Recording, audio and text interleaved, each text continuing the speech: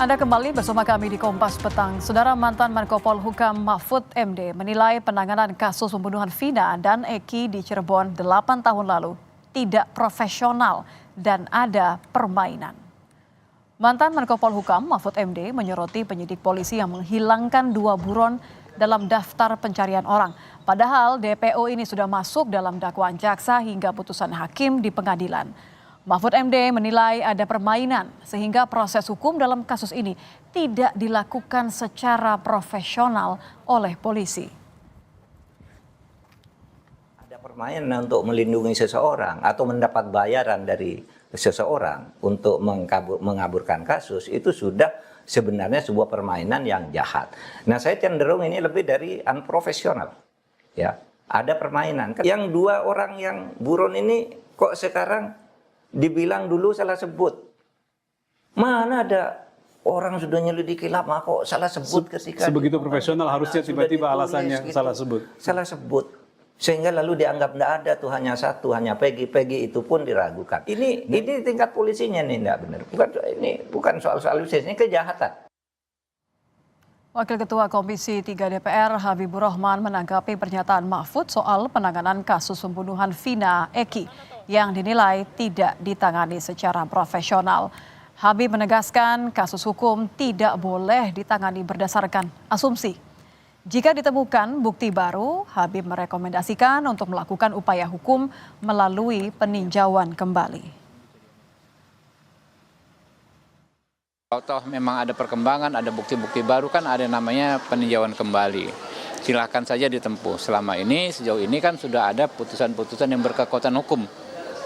Kalau itu belum dirubah, belum ada novum juga yang diajukan untuk merubahnya, maka itulah yang harus kita pedomani. Jangan ya, persoalan hukum itu kita sikapi dengan asumsi. Tim kuasa hukum Peggy Setiawan mendatangi kantor Komisi Yudisial di Senen, Jakarta Pusat, Rabu siang. Kedatangan tim kuasa hukum untuk meminta Komisi Yudisial turun langsung mengawasi sidang pra-peradilan terhadap Peggy Setiawan agar berjalan adil. Tim kuasa hukum menilai banyak pelanggaran dalam penahanan Peggy di kasus Vina. Mulai dari alat bukti yang dinilai kurang kuat hingga perpanjangan masa penahanan Peggy yang tidak diberikan ke tim kuasa hukum. Memonitor persidangan, terutama persidangan pra-peradilan. Pra-peradilan telah kami daftarkan kemarin. Dan insya Allah tidak begitu lama lagi akan sidang. Kebetulan sekarang pimpinan daripada Komisi Yudisial sedang keluar daerah semua. Karena dalam rangka seleksi katanya Hakim Agung. Mau ada informasi begitu, tapi surat kami sudah masuk. Apapun namanya, walaupun pimpinan sedang ini keluar, tetap untuk pengawasan tetap harus ada dari sini. Penahanan Peggy Setiawan ini habisnya seharusnya tanggal 10. Sampai sekarang surat penahanan tidak diberikan ke kami. Perpanjangan penahanan tidak diberikan ke kami. Mantan Menko Polhukam Mahfud MD menilai penanganan kasus Vina tidak profesional, ada permainan untuk melindungi seseorang. Lantas bagaimana penanganan proses hukum saat ini sudah berjalan sesuai dengan prosedur? Kita akan bahas bersama kuasa hukum Peggy Setiawan, Tony RM, dan pengamat kepolisian ISES Bambang Rukminto. Selamat petang Bapak-Bapak, Pak Tony, Pak Bambang. Selamat petang, Mbak Lydia. Selamat petang. Saya ingin ke Pak Tony terlebih dahulu. Pak, klien Anda, Peggy, diperiksa lagi hari ini. Apa yang didalami polisi kali ini? Ya, hari ini ada informasi mendadak dari Kanit yang menangani perkara ini, yaitu ada pemeriksaan tambahan katanya. Sehingga tim kami, tim penasihat hukum Peggy Setiawan, langsung dari Cirebon ya datang ke Polda Jawa Barat, Bandung untuk mendampingi pemeriksaan. Dan mulai 2:30 itu sudah dilakukan pemeriksaan, sampai sekarang masih berlangsung. Apa yang digali kalau begitu? Pemeriksaan tambahan. Apa yang berusaha digali, Pak Tony, kali ini apa yang berbeda? Ya, informasi yang saya dapat dari tim yang mendampingi pemeriksaan, ya karena saya tidak mendampingi, tadi baru saja saya telepon, ini seputar akun medsos atau akun Facebooknya Peggy Setiawan. Ada dua kemungkinan, karena begini, yang namanya penyidik dalam melakukan pemeriksaan terhadap tersangka pasti mencari alat bukti atau barang bukti sekuat mungkin agar dalilnya bahwa Peggy Setiawan melakukan tindak pidana itu. Anda maksudnya didukung bagian dengan dari pencarian alat bukti?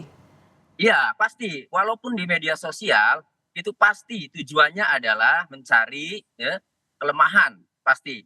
Akan tetapi ya, kami juga meminta kepada penyidik yang harus fair. Artinya ya, yang dilihat, yang diamati di media sosial yang menyatakan atau yang menunjukkan bahwa Peggy Setiawan dalam kurun waktu dari mulai bulan April, Mei ya sampai terus terjadinya peristiwa pidana ada di Bandung, itu juga harusnya dituangkan juga dalam berita acara pemeriksaan sehingga fair, kan begitu. Oke, ini menarik, saya ingin ke Pak Bambang. Pak Bambang, kalau bicara mengenai bukti, ada banyak pihak kemudian mempertanyakan ini seakan-akan penetapan tersangka Peggy Setiawan seakan minim bukti, padahal kan ini merupakan fondasi yang satu-satunya fondasi yang kemudian sangat kuat gitu. Anda melihat bagaimana penanganan sejauh ini, penetapan tersangka Peggy yang banyak ditanyakan nampaknya tidak harus dipertanyakan begitu penetapannya? Ya, memang sangat janggal sekali ya. Peggy Setiawan ini sudah ditetapkan tersangka itu 8 tahun yang lalu. Artinya kepolisian dalam menetapkan seseorang menjadi tersangka itu sudah memiliki alat bukti yang cukup, bukan alat bukti yang cukup, 2 alat bukti yang cukup, tentunya kesaksian dan alat bukti yang lain gitu loh. Ketika kesaksian 8 orang itu dicabut, akhirnya kan konstruksi itu berubah semua. 3 orang termasuk Peggy ini tidak dikejar gitu. Ya. Makanya kalau sekarang Peggy ini ditangkap dan polisi meyakini bahwa sudah memiliki alat bukti yang cukup, seharusnya kembali ke 8 tahun yang lalu. Bukti-bukti itulah yang seharusnya dibuat untuk melakukan pemberkasan terkait dengan pentersangkaan Peggy, sehingga kepolisian bisa menyampaikannya langsung kepada kejaksaan.